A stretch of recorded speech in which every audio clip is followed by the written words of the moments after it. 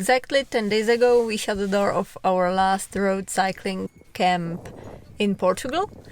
And since then, we are traveling from Portugal to Hungary for the first MTBO World Ranking event in Veszprém. Sorry. So it's easier. During the journey, we've made some map trainings to get into orienteering shape, which was awesome. We did some trainings in Spain. We've made it to French Cup for the long distance, and now we are in Hungary, and we are the first ones here. And it's raining a bit. And today is prologue, and tomorrow it will be middle distance, and on Sunday it will be long distance. We've waited for the worst rain, and now we can go out. Perfect.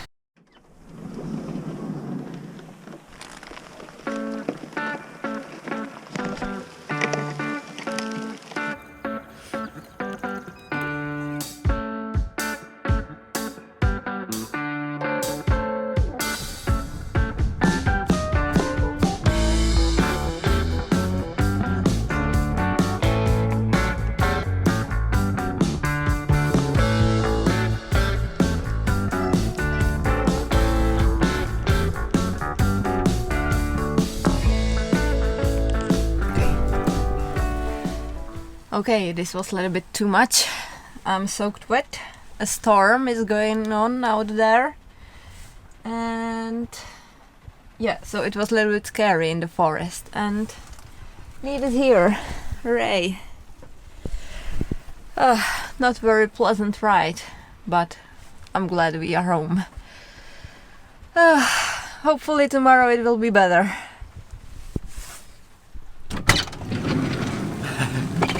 How was it? Pretty fun. Yeah, it was really fun. I got lost a few times, but yeah, it was fun. And by the way, we were invited by Sandor to have some food with them. Okay, nice. So we should just change and join them. All right, nice. And I will put the bikes inside. See ya.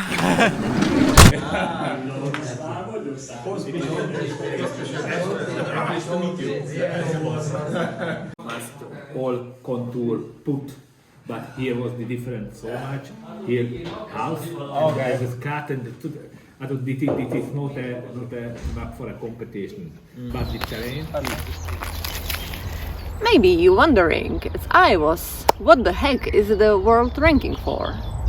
Basically, it's there to compare riders all over the world, and it's used to allocate riders into starting groups on World Champs, European Champs or World Cups. Everyone who finishes a world ranking race in elite category gets some points for it. I'll explain how the points work later. There are usually around 20 WRE races each year all over the world, but mostly in Europe. But only the 4 best ones over the last 12 months count.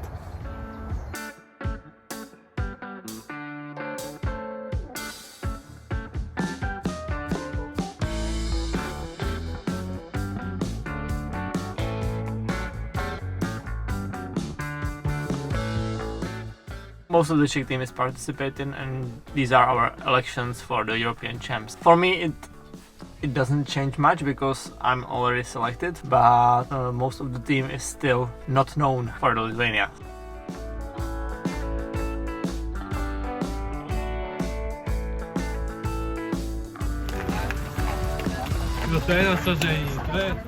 Saturday belonged to the middle distance. Men Elite had 14.5 kilometers long course with 18 controls.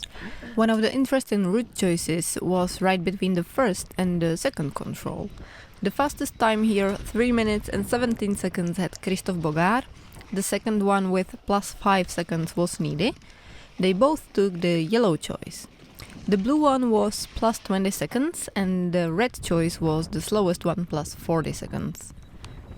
Women Elite was 12.8 kilometers long with 16 controls. An interesting choice was one of the longer legs between controls number 13 and 14, and it mostly helped me. I took the trail path with the dot ending, which earned me 38 seconds. The second one on that leg was Martina Tichowska. She took the safer red choice, as most of the girls did.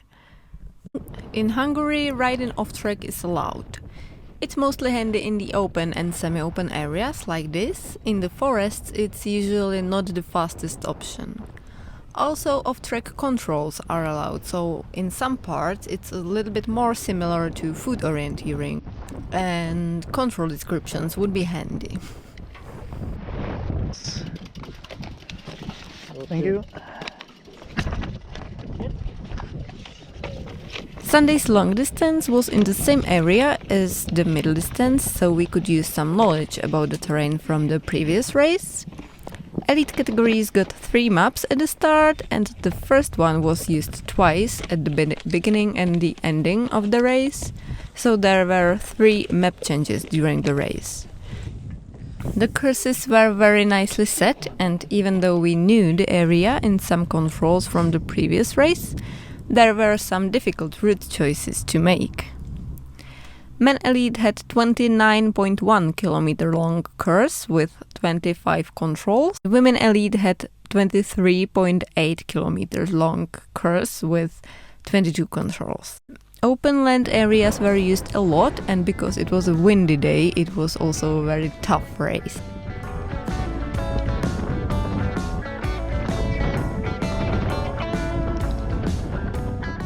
Having 3 maps is a quite rare situation, and changing the maps without losing the other 2 is a little bit difficult when you don't want to lose seconds by stopping for it.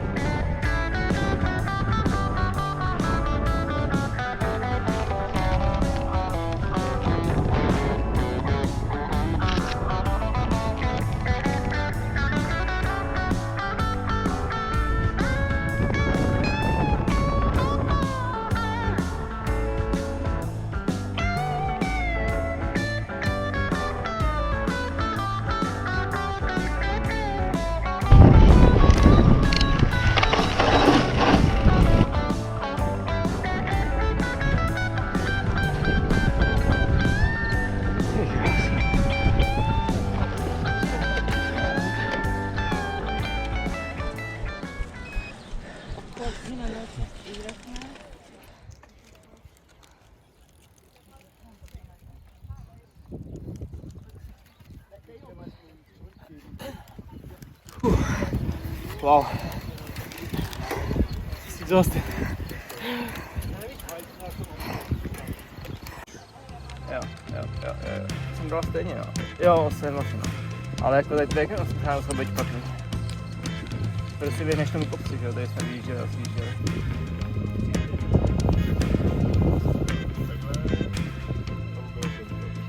Taky, a tady jsem to chtěl vzít ještě před tím ústníkem a nakonec jsem to vzal i za ním teda samozřejmě.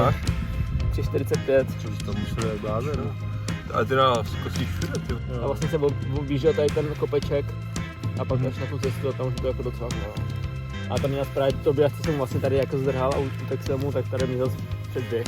No, ale tady prostě byl nějaký hustý. No, a já jsem nevěděl, no to byl takový ten kopeček, tady to byl. No, a nechci tak kontrolovat. Jako podle těch filmů. To je fakt krásně. Ale to vidíš, že jo, tady tak díl. Ale prostě já jsem asi svačila zrovna. Ona nebyla vidět, co jsi pořádil. Jako fakt se člověk musel vyhlídnout.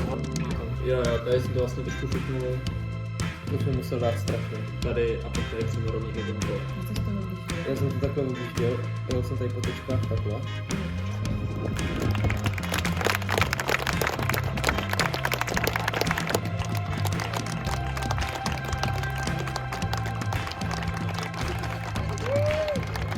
Hello, good Heimreise.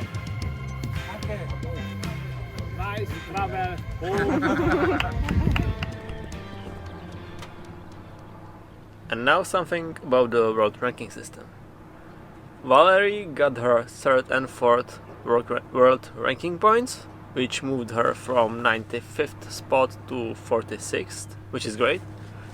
In my case, it didn't help me at all because my points from the World Championships and World Cups from the previous year were more like 100 points bigger.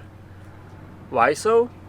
And why there is even the point difference between my victory in the middle and the long distance, even though there were almost the same people? The world ranking system is more or less the same for all the orienteering sports, and it's pretty complicated. The point gain is based on time, not the position, and it reflects the quality of the field as well as the physical and technical difficulty of the course. It works with two inputs, each competitor's world ranking score and his or her time in the race. It's all been calculated from the midpoint using the means and standard deviations of times and all the competitors' world ranking scores. The average time should get the average amount of points, as well as the ones standard deviation far from the average should get the appropriate points. The rest is linear. Then there are weights, which reflect the importance of the race. For World Championships and World Cups, there is a set point gain for the winner, so all the points will be multiplied by the appropriate coefficient to meet the winner's point gain. In case of regional championships and other world ranking events, the points gained by the winner have some upper and lower limits. If they are within this criteria, nothing changes. If not, all the points will be scaled up or down. There are a few what ifs in the process, but this is generally it. If you want to understand the world ranking scheme perfectly, there are 3 videos from the IOF about it, as well as world ranking scheme rules published on the IOF website. We'll put the links in the description. Based on this knowledge, I recalculated my points from the world ranking events in Hungary, and the reason for the point difference between my victory on the middle distance and the long distance was because of slightly higher starting field quality and a bit less technically / physically demanding course. Overall, we are very glad we've made it here. Also, the results are very satisfying for both of us. Needy won both of the races and I was the second in overall results. Honestly, I couldn't even imagine this last year. After the competition, we took a quick dip in the still pretty cold Balaton Lake and couldn't leave without langos.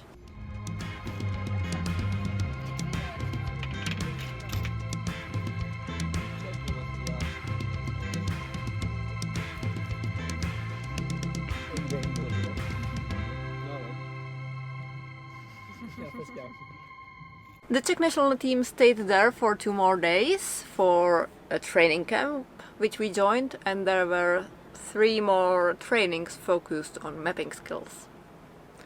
So this was our beginning of the season in Hungary. The next big races, international one, are the European Championships in Lithuania in the second half of April. So see you there! Dobrý asi.